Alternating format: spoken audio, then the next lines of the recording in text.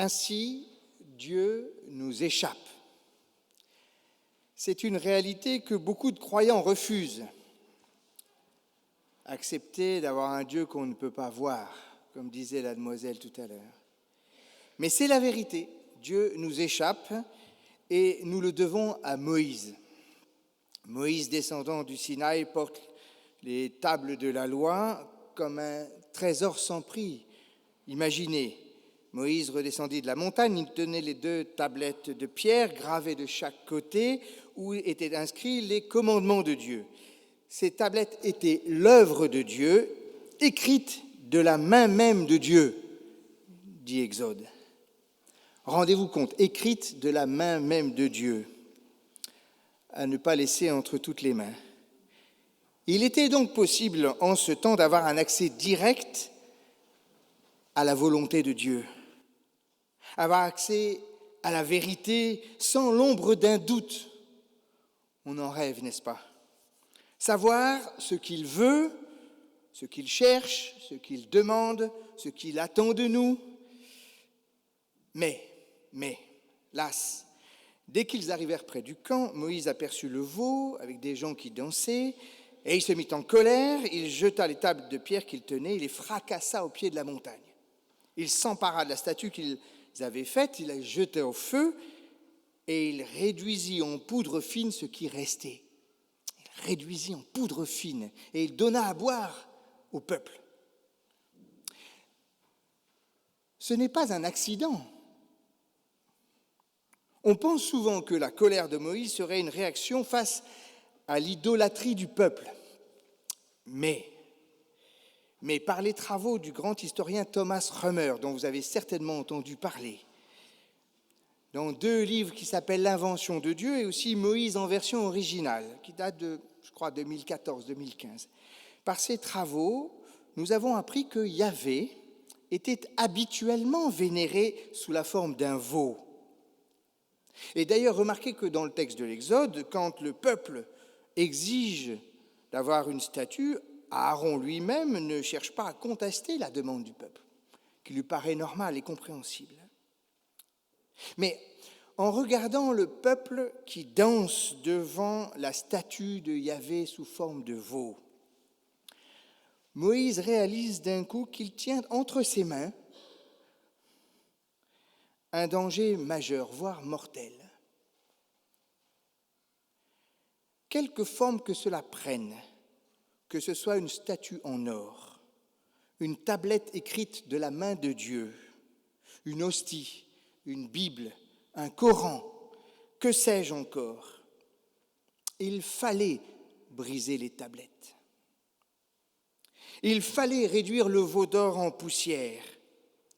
Et désormais, Dieu se retire. Que personne ne t'accompagne, dit-il à Moïse. Que personne non plus ne se montre ailleurs sur la montagne. Désormais, à partir de Moïse, il ne reste que les mots écrits de sa main sur les nouvelles tablettes. Et avec elles, la nécessité inéluctable de passer par des intermédiaires, des types habillés en noir qui parlent et qui essayent d'expliquer, vous voyez, des traducteurs, des interprètes, des théologiens, des exégètes, pour accéder ensemble, une discussion dans la communauté pour accéder à la parole de Dieu. Il n'y a plus d'accès direct. D'ailleurs, Moïse vient prendre la place du veau d'or, et en descendant de la montagne, on dit que son visage rayonnait comme l'or. Et désormais, on représentera Moïse portant les couronnes de taureau. Je pensais que c'était possible de le projeter. Il y a une image de la statue de Moïse par Michel-Ange. Ça va envoyer, pof, le Moïse de Michel-Ange. Vous voyez qu'il a des cornes de taureau. Dieu nous échappe et nous n'avons désormais pas d'autre choix que de discerner, interpréter, discuter, réfléchir, débattre, nous disputer peut-être, nous tromper sûrement, trahir certainement. Et c'est ici que prend tout son sens le fameux verset de Romains 12, verset 2, de l'apôtre Paul. ne vous conformez pas au monde moderne, mais soyez transfigurés par le renouvellement de votre intelligence pour discerner la volonté de Dieu, ce qui est bon, agréé et parfait. Discerner. Il y a, et c'est le calviniste qui sommeille en moi qui vous le dit, il y a entre Dieu et nous une limite infranchissable. Et nous n'aimons pas les limites. Nous aimons savoir, connaître tout. Nous aimons l'argent, le savoir, le pouvoir, la vie, Dieu, quel que soit le domaine. Nous n'aimons pas la limite. Nous voulons tout. Que ce soit par insouciance, par égoïsme, par vue courte, par avidité, par peur de manquer, par peur de mourir, par calcul d'intérêt, que sais-je encore, le refus des limites s'impose comme un mal structurel de notre humanité. Et cela n'a rien de spécifique à notre temps. C'était vrai après mai 68, je vous rappelle, il est interdit d'interdire. Comme au temps de la tour de Babel, construisons une tour qui touche le ciel, ainsi nous serons célèbres. Ou de l'apôtre Paul, quand il prévient les Corinthiens par un lumineux, tout est permis, oui, mais tout n'est pas utile. C'est d'autant plus vrai aujourd'hui qu'on s'approche dangereusement de l'effet de seuil qui fait basculer l'humanité du côté de l'irréversible et du tragique. Le mathématicien René Thom décrivait ainsi ce qu'il appelait la théorie des catastrophes, quand d'infimes changements quantitatifs, par eux-mêmes insignifiants, provoquent brutalement un changement qualitatif, une catastrophe, au sens propre du terme, une rupture de plan, un basculement catastrophique. Et le philosophe Jean-Pierre Dupuy de poser la question: comment est-il possible que nous refusions la limite, que nous refusions obstinément de croire ce que nous savons d'une manière scientifique comme inéluctable? Et je cite Jean-Pierre Dupuy: il nous faut apprendre à affronter la catastrophe, à ne plus l'imaginer dans un futur improbable, mais à la penser au présent. Et pourtant, nous refusons de croire à la réalité du danger, même si nous en constatons tous les jours la présence. C'est au caractère inéluctable de la catastrophe et non à sa simple possibilité que nous devons désormais nous confronter. Et cela exige que nous regardions nos limites en face. La réponse est simple. Si nous ne voulons pas voir cette catastrophe inéluctable, c'est parce que nous refusons ces limites. Sans doute faudrait-il dire que nous refusons la limite par principe. Et pourtant, elle est structurellement nécessaire à notre existence, à la venue, à la construction d'un être humain. L'humain a besoin de limites. Parce que, avant l'humanité, la loi de la jungle consacre le struggle for life. Et c'est que le plus fort gagne. Tant pis pour les faibles, les vulnérables, les fragiles, les trop jeunes, les trop vieux. Konrad Lorenz affirmait que l'animal compense la faiblesse de ses moyens par la force de son agressivité. Une oie est beaucoup plus agressive qu'un lion, disait-il, parce qu'elle a besoin de compenser pour gagner cette loi de la jungle. Mais c'est dans la découverte de ces manques que l'humanité s'arrache à l'animalité. Et c'est un apprentissage douloureux que celui de la finitude, la reconnaissance de « ce n'est pas possible ». Et la nécessité de traverser une blessure narcissique occasionnée par cette prise de conscience qui vient brider notre volonté de puissance. Oui, tout n'est pas possible. Ainsi naît l'humain. Alors, normalement, pour des êtres à peu près normaux, la peur constitue un frein non négligeable pour poser des limites.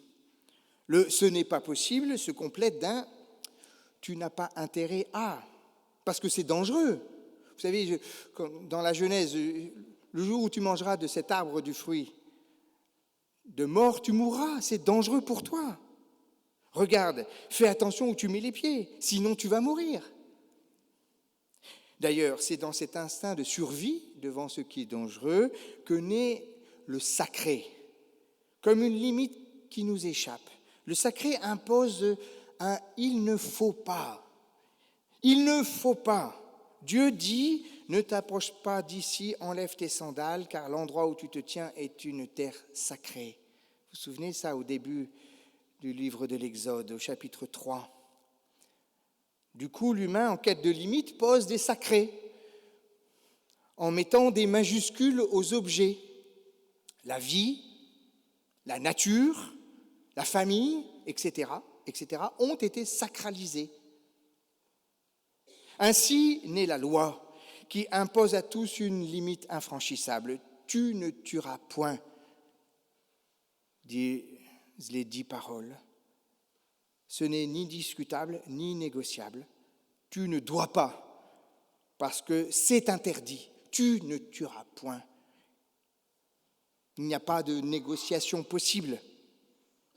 La loi nous apprend la limite de « tu n'as pas le droit ». Et nous en avons besoin. C'est en s'émancipant de la tutelle divine que l'homme s'approprie l'élaboration de la loi. Ainsi, la délibération commune, vous savez, à l'Assemblée nationale, nous permet alors de trouver un chemin possible, en principe, normalement, entre des intérêts divergents. On discute, on s'engueule. La loi devient l'expression d'un « ensemble, nous décidons que ».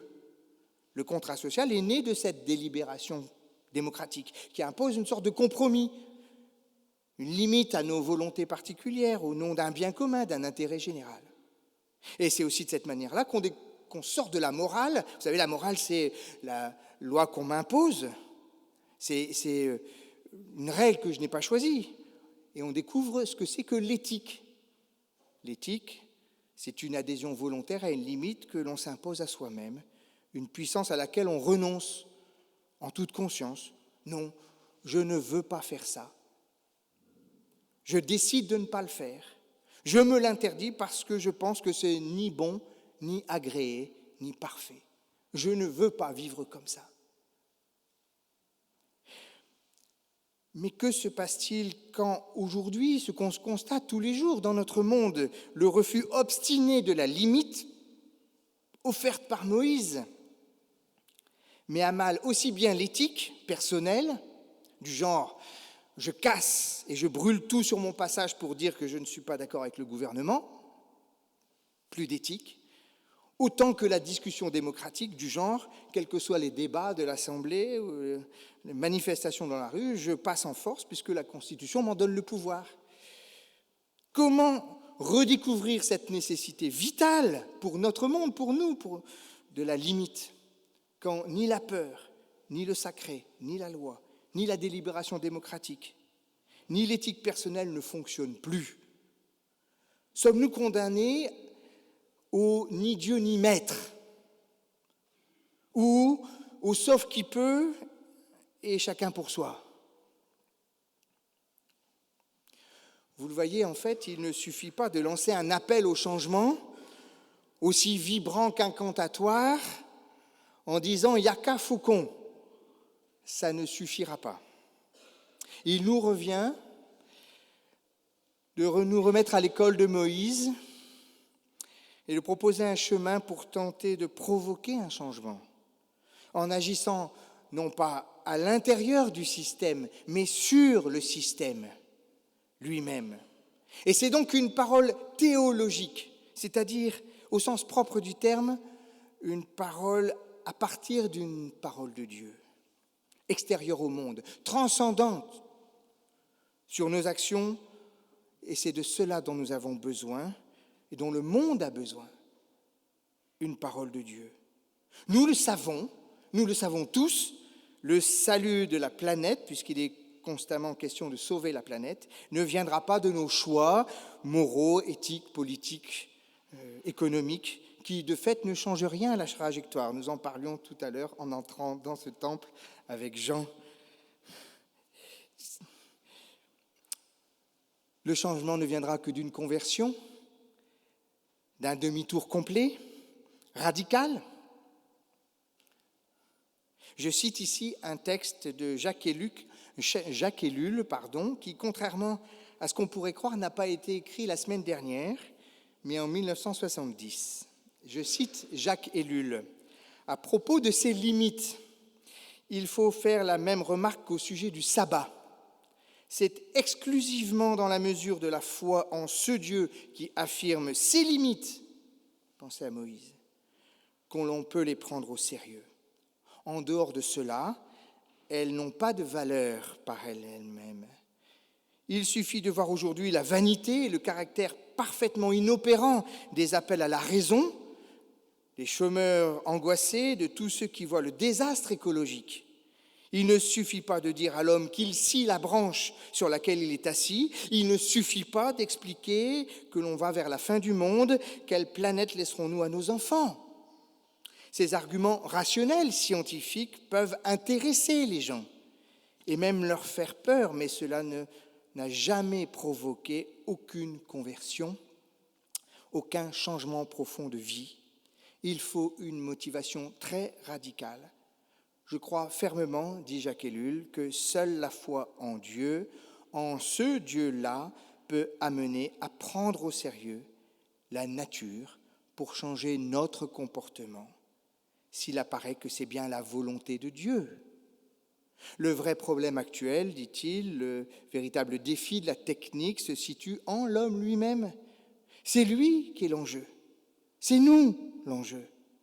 La reprise ne peut s'effectuer qu'à partir de l'homme, et je dirais de l'intérieur de l'homme. Il s'agit d'une véritable conversion à effectuer, un changement de chemin, rien d'autre. La théologie opératoire est en effet celle du salut, du pardon, de la conversion, de la foi personnelle, de l'espérance, y compris en sa propre résurrection, de l'amour.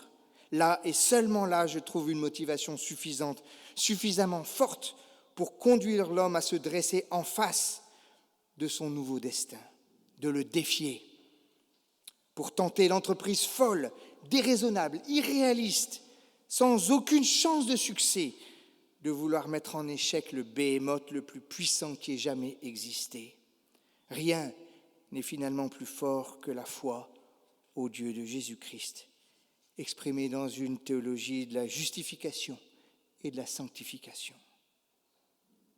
Seule la foi pourra sortir l'humain du « tu dois » moraliste qui lui est devenu insupportable, pour redécouvrir la force d'un « je veux », mieux d'un « nous voulons », choisi librement, ici et maintenant, comme une décision prise, l'esprit libre, pour être assumée pleinement et en conscience. Nous voulons changer.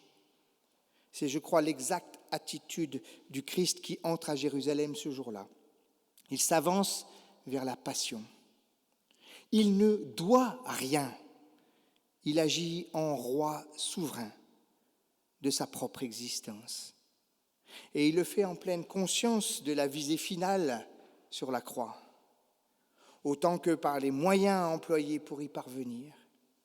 Et c'est volontairement qu'il décide de renoncer à la force, à la puissance pour entrer dans Jérusalem en roi qui a choisi le chemin de la douceur et de la non-puissance, comme dirait Ellul. Regarde, ton roi vient à toi, plein de douceur, monté sur une ânesse et sur un ânon, le petit d'une ânesse. En Jésus, Dieu lui-même fait le choix de renoncer à la force, à la démonstration de puissance, à l'évidence et à l'immédiateté. Lui qui pourrait tout exiger, tout imposer par sa seule volonté, accepte la croix non comme une nécessité du destin, mais comme une adhésion volontaire, libre, par amour pour nous, par amour pour moi. Et Jésus nous propose à notre tour de le suivre en pleine conscience sur ce chemin de l'éthique. Si quelqu'un veut venir après moi, qu'il renonce à lui-même, qu'il se charge de sa croix et qu'il me suive. Car celui qui voudra sauver sa vie la perdra. Celui qui perdra sa vie à cause de moi et de la bonne nouvelle la sauvera. Que sert-il à un homme de gagner le monde s'il perd son âme? Bienfaisante limite dont nous avons tant besoin. Amen.